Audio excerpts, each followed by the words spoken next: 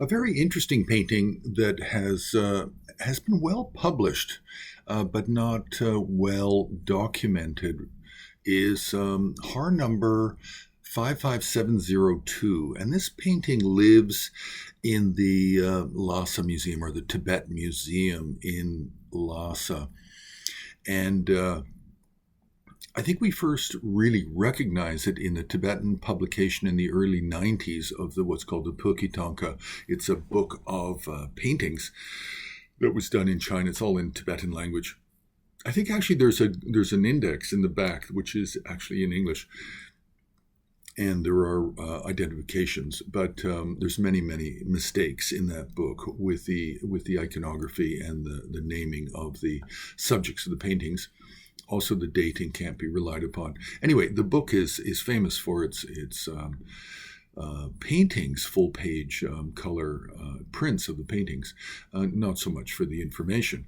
But that's where I think I first found this painting, and since then I've seen it represented in a number of other publications. Now, there is controversy about the dating. If we look at the subject of let's talk about the subject first. If we look at the subject, it's a form of Avalokiteshvara, from the Sutrayana, from Mahayana Buddhism, from the Sutra tradition. Then he is one of the main interlocutors with Shakyamuni Buddha, but also he plays an active role in the narratives of Amitabha Buddha, and in other sutras.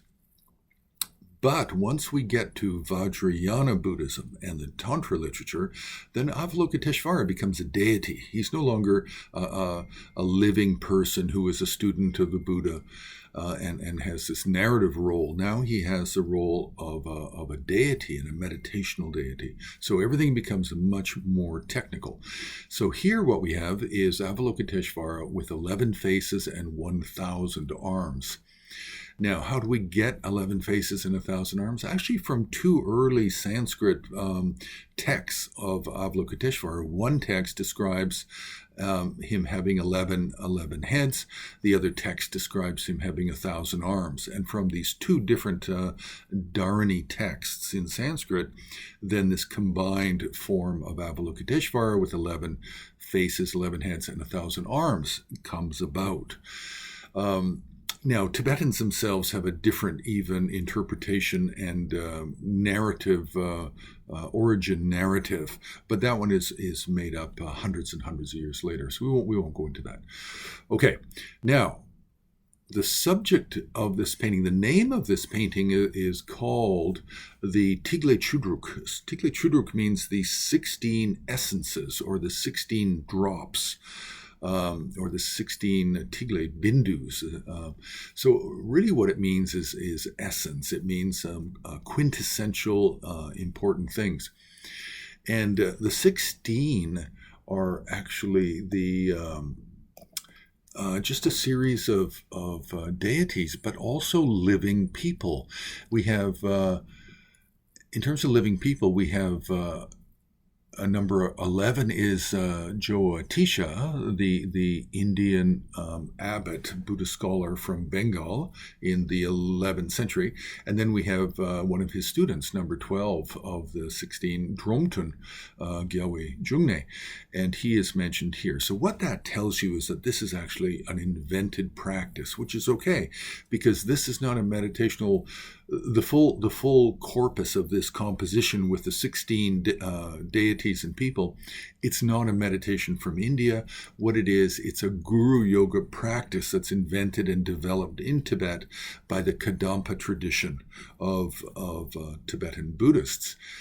And the Kadampa tradition is really following after the teachings of Atisha and Dromtun and Reting Monastery, Sangpu Monastery, and Nartang Monastery.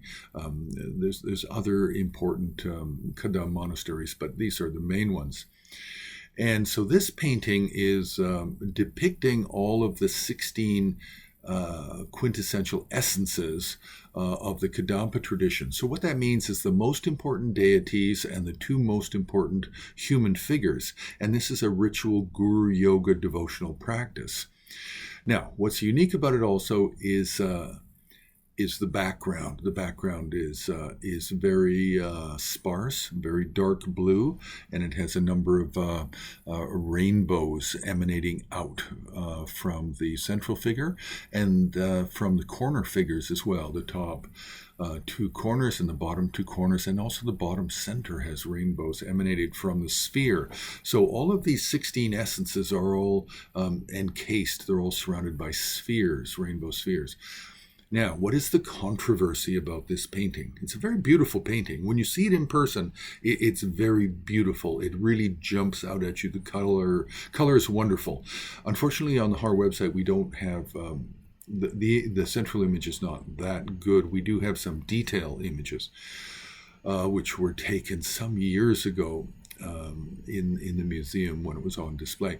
Okay, now the controversy here is if we look at the viewer's upper top right, but not the corner, but just below, we have a human teacher wearing monastic robes and a yellow hat, and this actually has an inscription which says that it is the 5th Dalai Lama, implying that this painting was done at the time of the 5th Dalai Lama or shortly after,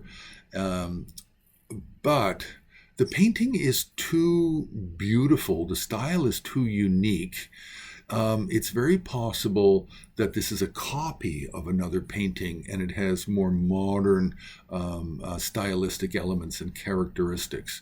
That's a possibility. It does need more research, but within Tibet and within the Tibetan scholarly community, then they believe that this is just a painting from the 17th century, and it was done during the life by maybe a student, or the 5th Dalai Lama himself commissioned it. But I find that suspicious based on the evidence. So this is just a little controversy, still open. You can press the like button, you can subscribe, you can join HAR on Patreon for longer videos, more in-depth and more editorial.